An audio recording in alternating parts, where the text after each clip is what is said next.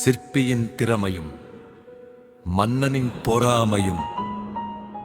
முற்காலத்தில் சோழ மன்னன் ஒருவன் ஒரு சிறந்த சிற்பியை அழைத்து முருகப்பெருமானுக்கு ஒரு அழகான சிலையை செய்யச் சொன்னான்.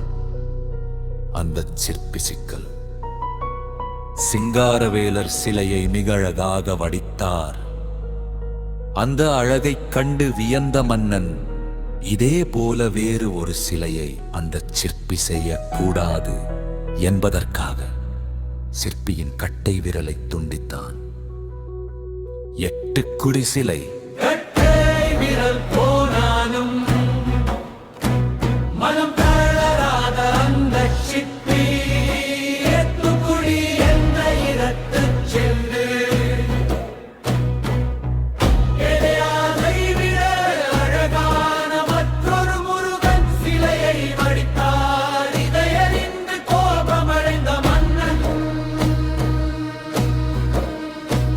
அந்த சிற்பியின் கண்களை குருடாக்கினான்.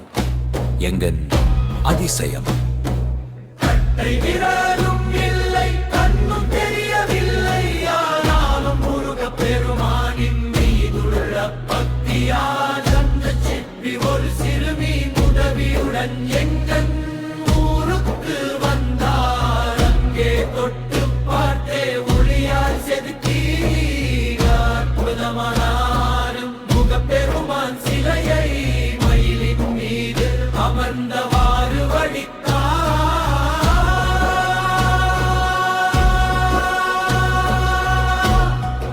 சிலையின் வேலை முடிந்ததும் கடைசியாக சிலையை செதுக்கும் போது சிற்பியின் கையில் உடிப்பட்டு இரத்தம் பீரிட்டது. அந்த இரத்தம் சிற்பியின் கண்களில் பட்டது. உடனே அவருக்கு பார்வை திரும்ப கிடைத்தது.